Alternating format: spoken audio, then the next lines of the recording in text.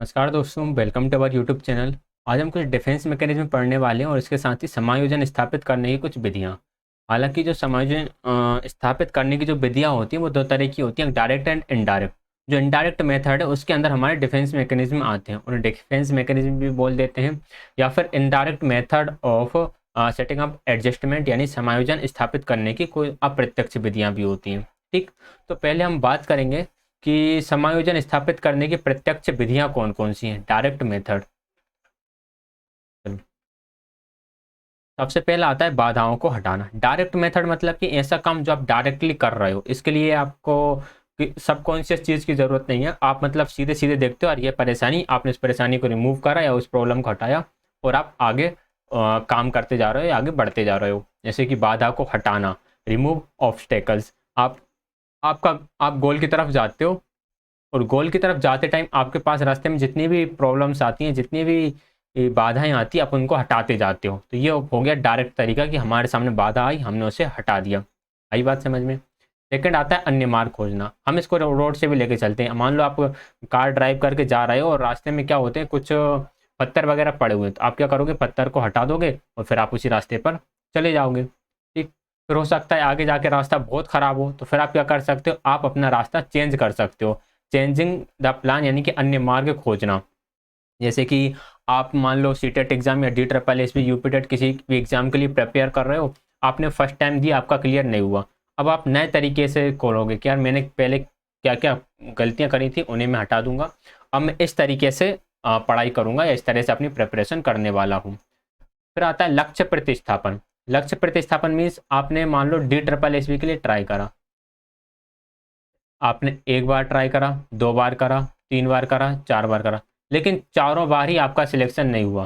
फिर आपने बोला यार मुझे डी ट्रिपल एस पी करना ही नहीं है, मैं तो कोई सा भी एक स्टेट टेट निकाल के वहाँ पर सेटल हो जाता हूँ। तो ये होता है गोल रिप्लेसमेंट, कि आपका जो लक्ष्य था आपने अपना लक्ष्य ही बदल दिया।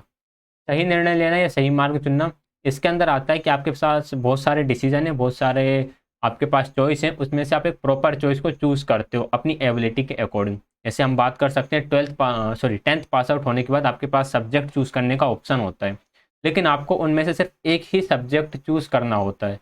तो उसे हम बोलेंगे कि मे का प्रॉपर डिसीजन। वहाँ पर यदि आप प्रॉपर डिसीजन ले लेते हो, फिर ना तो आपको ऑब्स्टेकल्स रिमूव करने की ज़रूरत है, ना ही आपको न्यू वे फाइंड करने की ज़रूरत है, और ना ही फिर गोल को रिप्लेसमेंट करने की ज़रूरत है।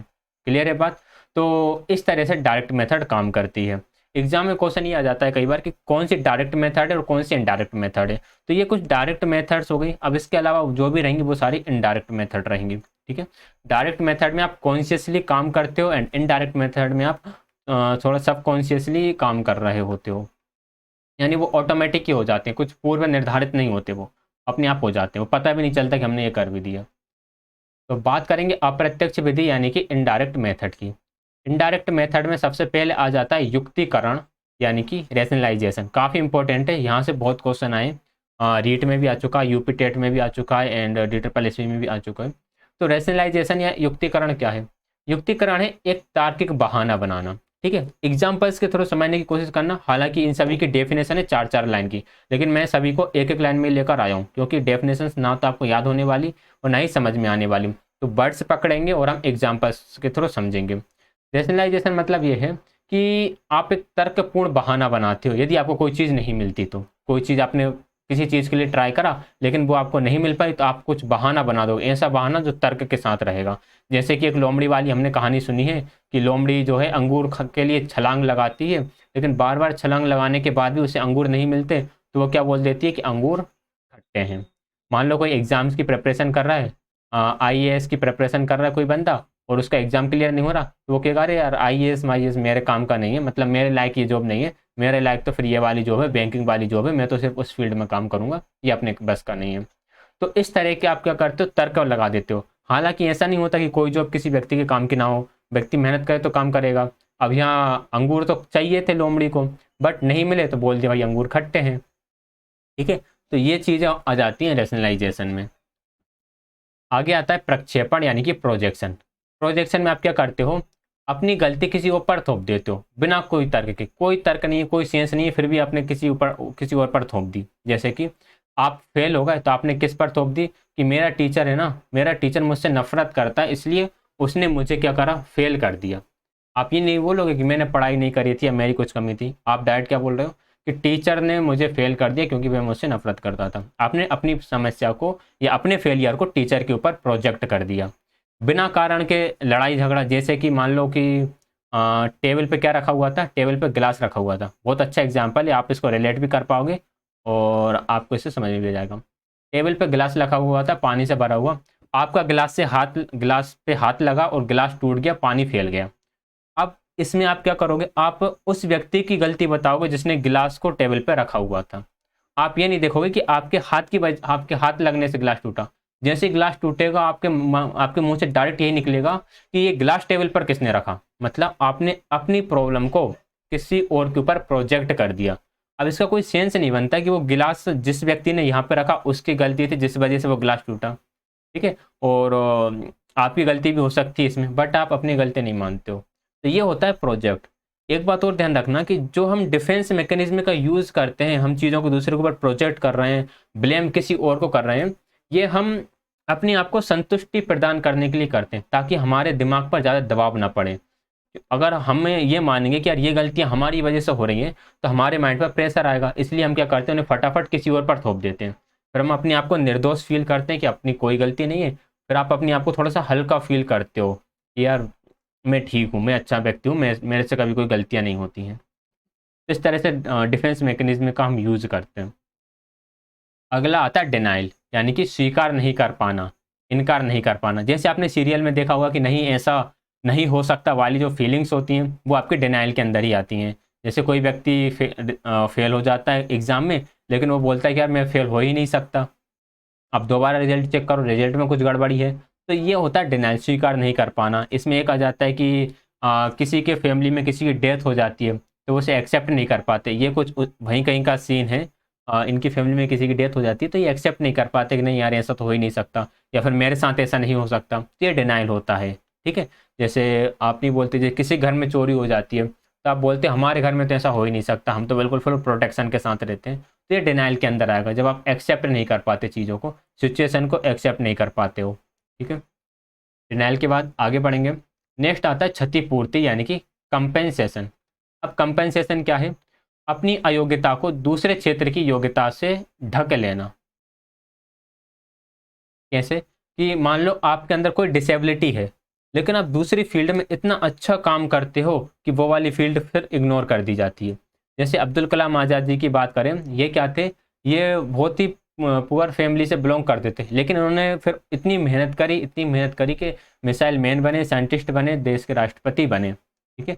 तो अब इनकी उस निर्धनता पर कोई ध्यान नहीं देता। अगर हम स्टीफन हॉकिंस की बात करें तो ये एक तरह के डिसेबल्ड पर्सन थे। इतनी डिसेबिलिटीज़ होने के बाद भी इन्होंने इतना रिसर्च पर काम करा कि उस डिसेबिलिटी को इग्नोर ही मान सकते हैं आपकी।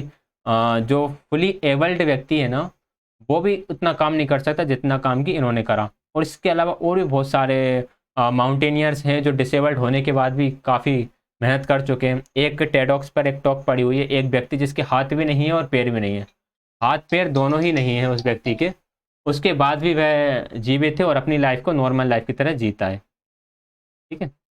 एक मिनट रुकना यार।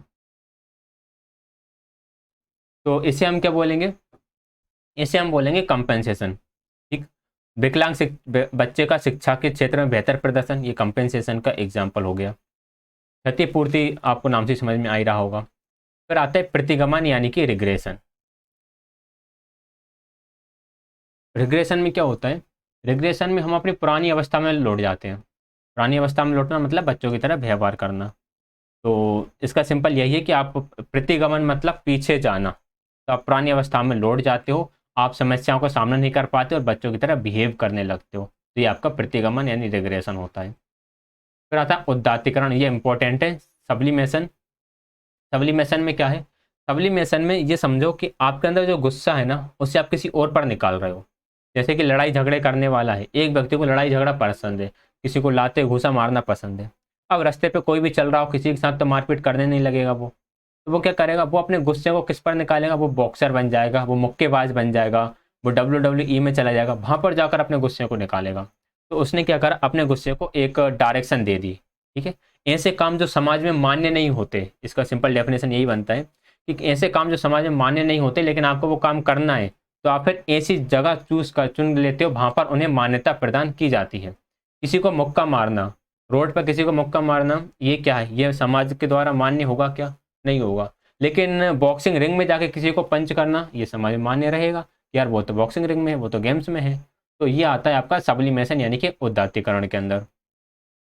अच्छा, इनके नेम इंग्लिश में याद रखो तो ज़्यादा बेहतर होगा, हिंदी में कई बार नेम चेंज हो जाते हैं। डिस्प्लेसमेंट, ये बहुत यूज होता है। हम लोग ये समझ सकते हैं कि सबसे ज़्यादा हम डिस्प्लेसमेंट का यूज़ करते हैं। क्या करते हैं? सबसे सिंपल एग्जांपल, अपना गुस्सा किसी और पर निकाल दिया। बॉस का गुस्सा किस पे निकाल दिया? जैसे बॉस का गुस्सा बच्चों पर निकाल दिया। अपनी भावनाओं को किसी और पर निकाल देना। एक परिस्थिति में तो आप गुस्सा नहीं कर पा रहे क्योंकि वो आपके बॉस हैं, लेकिन घर पर आकर बच्चों पर तो गुस्सा कर ही सकते हैं क्योंकि वहाँ तो आपका कुछ नहीं बिगड़ने वाला। जैसे इस में देख सकते हो कि ये जो व्यक्ति है इसका बॉस क्या करता है? इसके ऊपर इसको डांटता है। अब ये यहाँ पर कुछ नहीं बोलेगा, ये घर जाकर अपनी वाइफ को डांटता है। फिर जो वाइफ होती है वो अपना गुस्सा बच्चे पर निकालती है, और फिर बच्चा क्या करता है? ग्राउंड में जाता है और दूसरे बच्चे के साथ लड़ता है। तो ये क्या कर रहे हैं? सभी अपना गुस्सा एक दूसरे पर निकाल रहे हैं। बॉस ने एक व्यक्ति पे गुस्सा निकालना, उसने घर आकर अपनी वाइफ पे गुस्सा निकाला, फिर उसकी वाइफ ने उसके बच्चे पे गुस्सा निकाला, और बच्चा ग्राउंड में गया और एक दोस्त के साथ उसने लड़ाई झगड़ा करना शुरू कर दिया, उसने अपना गुस्सा उस पर निकाल दिया। निकालेंगे सभी, वो भी किसी ना किसी पर गुस्सा निकालने वाला है। तो ये डिस्प्लेसमेंट होता है कि आप अपनी एंगर को या अपनी फीलिंग्स को किसी और जगह डिस्प्लेस कर दे रहा है। जो आपको किसी दूसरी सिचुएशन में करना था, आप उस सिचुएशन की जगह सिचुएशन ही चेंज करके दूसरी जगह कर रहे हो। ठीक। फिर आता है आइडेंटिफिकेशन या तदात्मीकरण। आइडेंटिफिकेशन या तदात्मीकरण मतलब कि खुद को किसी प्रसिद्ध व्यक्ति या वस्तु से संबंधित बताना। जैसे मैं उस स्कूल से पढ़ा हूँ जिसमें बिल गेट्स पढ़ता था, या मेरे कोच वो हैं जो सचिन तेंदुलकर के कोच थे, या फिर मैं सचिन तेंदुलकर से कोचिंग ले रखी है। या फिर आप बोल सकते हो कि जैसे धोनी हेलीकॉप्टर शॉट मारता है, वैसे मैं भी हेलीकॉप्टर शॉट मार सकता हूँ। तो ये है आइडेंटिफिकेशन वाले पॉइंट्स। यहाँ पर जैसे ये महिला जो है बिल गेट्स के साथ सेल्फी ले रही हैं, ताकि ये इसको पोस्ट करेंगे कि इस तरह से कि मैं बिल गेट्स को जानती हूँ या बिल गेट्स मुझे जानते हैं। हालांकि उन्हें पता भी नहीं है कि ये कौन है, बट इस तरह की जो चीज़ें हैं वो आइडेंटिफिकेशन के अंदर आती हैं। इसी में एक चीज़ और आ जाती है, इसका जस्ट अपोजिट, आइसोलेशन। इसे अलग से नोट कर लेना। आइसोलेशन, आइसोलेशन मतलब होता है खुद को अलग कर लेना।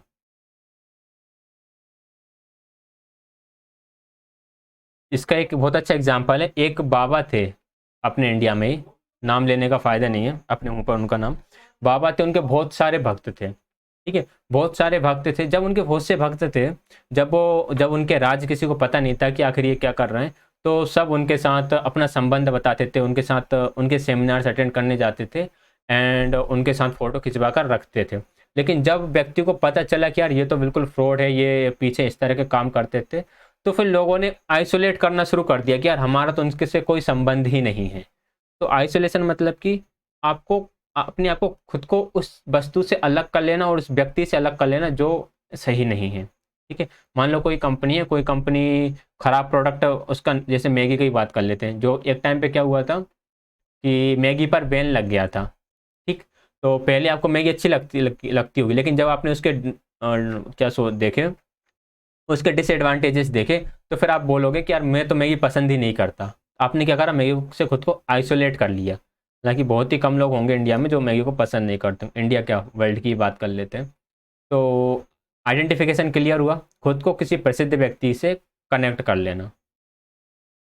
फिर आता है रिप्रेशन। दो चीज़ आती है, एक रिप्रेशन आता है और एक सप्रेशन आता है, दोनों को ही हम समझेंगे। रिप्रेशन में इच्छाओं का दमन करना, इस प्रकार का दमन व्यक्ति को दोषहीन बना देता है। यहाँ पर व्यक्ति इच्छाओं को जो दमन किया जाता है ना, वो अनकॉन्शियसली किया जाता है। अनकॉन्शियसली मतलब कि आपको पता नहीं होता और आप उनको दबा लेते हो। अनकॉन्शियसली दबाने का एक और मतलब ये होता है कि बिना किसी मर्जी के दबाना। जैसे इस व्यक्ति को गुस्सा आ रहा है, लेकिन ये दूसरों के सामने बिल्कुल नॉर्मली फील कर रहा है। इसने क्या करा? अपने गुस्से को शांत कर लिया। इसका एक और एग्जांपल बहुत अच्छा आता है कि कई बार क्या क्या आपके घरों में जब लड़ाई होती है तो ऐसा मन करता है कि सामने वाले का गला दबा दूं। आप बोल भी देते हो कि ऐसा मन कर रहा है गला दबा दूं, या ऐसा मन करता है आपको कि इसमें एक बहुत तेज चाटा लगा दूं। लेकिन जस्ट अगले ही पल आप बिल्कुल नॉर्मल हो जाते हो, आप उसको भूल जाते हो। इस तरह से भूल जाते हो कि आपने कभी ऐसा सोचा ही नहीं था। वो होता है रिप्रेशन, जिसे हम बोलते हैं दमन। ठीक है, तो इच्छाओं का दमन कर देना, इसको आप अनकॉन्शियसली दबा देते हो तो उन्हें हम बोलते हैं दमन। एंड जो सप्रेशन होता है वो होता है कॉन्शियसली। इसमें आपको पता है कि यार मुझे गुस्सा आ रहा है, अब आप क्या करोगे, अब आप कहना 10 तक काउंट करता हूँ, 10 तक काउंट करने के बाद गुस्सा शांत हो जाता है, ऐसा मैंने सुना है। फिर आप 10 तक काउंट करते हो, 10, 9, 8, 7, 6, 5, 4, 3, 2, 1 इस तरह से। तो चेतन रूप से भुलाना। अच्छा, इसका एक एग्जाम्पल, वो एक गाना गाना था कि मुझे पीने का शौक नहीं, पीता हूँ गम भुलाने के लिए। तो ये जो गाना है ना, इस गाने में जो वाक्य बोला जा रहा है वो किसका एग्जाम्पल हो जाएगा, वो सप्रेशन का एग्जाम्पल हो जाएगा, कि वो अपना जो भी गम है उसे भुलाने के लिए ये कर रहा है। ठीक है, तो ये सप्रेशन का एग्जाम्पल हुआ। एंड रिप्रेशन ऑटोमेटिकली होता है। अगर हम साधु संत महात्माओं की बात करें, जो रियल में ही साधु संत हैं, वो रिप्रेशन मैकेनिज्म का यूज़ करेंगे अपनी इच्छाओं को दमन करने के लिए। उन्हें बाहर से किसी प्रेशर की ज़रूरत नहीं है अपनी इच्छाओं को दबाने के लिए। ठीक है, एंड हम लोग सप्रेशन का यूज़ करते हैं, सप्रेशन का यूज़ नहीं करते, हम तो डायरेक्ट डिस्प्लेसमेंट कर देते हैं, किसी का गुस्सा किसी और पर निकाल देते हैं। ठीक है, तो ये होता है सप्रेशन एंड रिप्रेशन में अंतर। ये दोनों को मैंने एक साथ रखा है। ये सप्रेशन जिसमें आप 10 तक काउंट करके अपने गुस्से को शांत करोगे, और ये रहेगा आपका रिप्रेशन जिसमें आप बिल्कुल खुद को शांत रखोगे, फीलिंग सिचुएशन कैसी हो आप खुद को एकदम नॉर्मल रखोगे। आगे आता है प्रतिक्रिया निर्माण, यानी कि रिएक्शन फॉर्मेशन। रिएक्शन फॉर्मेशन क्या है, आप गलत काम तो कर रहे हो, लेकिन आप गलत काम को छुपाने के लिए अच्छा काम भी करोगे। जैसे कि एक पिक्चर आई थी गुंडे, इसमें ये दोनों क्या करते थे, हालांकि ये इलीगल काम करते थे, लेकिन ये इलीगल काम करने के साथ साथ डोनेशन भी देते थे, चैरिटी करते थे, स्कूल हो गए, अस्पताल हो गए, यहाँ पर भी इनको बनवाते थे, यहाँ पर डोनेशन वगैरह देते थे। तो इसे हम बोलेंगे रिएक्शन फॉर्मेशन। ऐसा काम काफ़ी पॉलिटिकल पार्टीज़ भी करती हैं, काफ़ी सेलिब्रिटीज़ हैं वो भी करते हैं, जो कुछ गलत काम में फंस जाते हैं तो फिर वो अपनी गलती को छुपाने के लिए अच्छा काम करने लगते हैं, तो लोगों को दिखाने के लिए कि यार हम इतने अच्छे हैं। तो वो होता है रिएक्शन फॉर्मेशन। कुछ धर्मगुरु भी इस चीज़ में लगे हुए हैं। ठीक है, जो हर फील्ड में ही होते हैं, कि अपनी गलतियों को छुपाने के लिए ऊपर से ऊपर अच्छा दिखाने के लिए कुछ काम करते रहते हैं। ठीक, तो वो हो गया रिएक्शन फॉर्मेशन, प्रतिक्रिया निर्माण। इसके बाद फिर नेक्स्ट आता है दिवा स्वप्न, यानी कि डे ड्रीमिंग। दिन में सपने देखना या हवाई महल बनाना। आप बैठे बैठे सोचते रहते हो कि यार मेरा कौन सा एग्ज़ाम, मान लो कोई रीट का एग्ज़ाम देने वाला इस वीडियो को देख रहा होगा, तो मेरा रीट का एग्ज़ाम निकल जाएगा, फिर मेरी सैलरी आएगी, फिर मैं घर बनाऊंगा, फिर मैं कार लूँगा, बाइक लूँगा, या फिर मैं ये करूँगा, यहाँ घूमने जाऊँगा, वहाँ घूमने जाऊँगा। तो ये क्या हुए, ये डे ड्रीमिंग हो गई, कि आप बैठे बैठे हवा महल बना रहे हो लेकिन काम हम कुछ कर नहीं रहे। कोई सोच रहा होगा यार DSSS भी निकाल लेंगे, और DSSS भी निकालेंगे, दिल्ली में जॉब रहेगी, बढ़िया अपना घर मिलेगा, इतनी सारी फैसिलिटीज़ मिलेंगी, लेकिन सिर्फ सोचने से तो होगा नहीं, काम आपको करना होगा। तो ये होता है डे ड्रीमिंग करना, या दिन में सपने देखना, हवाई महल बनाना। तो इस तरह के हमने टोटल 12, हमने इनडायरेक्ट 12 इनडायरेक्ट मेथड्स पढ़ी हैं, और भी बहुत सारी होती है, मैंने 21 तक देख रखी है, और ये बहुत सारी होती है, 100 से ज़्यादा होती हैं। सबको पढ़ना जरूरी नहीं है, ये 12 इंपॉर्टेंट है, और यहीं से एग्जाम में क्वेश्चंस बनकर आते हैं। ज़्यादातर question sublimation, displacement, rationalisation and denial, इनमें से ज़्यादा आए हैं, बाकी भी और हैं जिनसे क्वेश्चंस एग्जाम में पूछे जा सकते हैं। अब यदि आपको कहीं पर डाउट रहे तो आप वीडियो ड्यूरेशन के साथ कमेंट कर दीजिएगा कि मुझे इस वीडियो में इस ड्यूरेशन पर डाउट रहा है। ठीक, तो क्लास ज्वाइन करने के लिए आप सभी का बहुत बहुत धन्यवाद। वीडियो पसंद आया तो लाइक शेयर एंड चैनल को सब्सक्राइब कीजिए। PDF आपको टेलीग्राम पर मिल जाएगा। Thank you.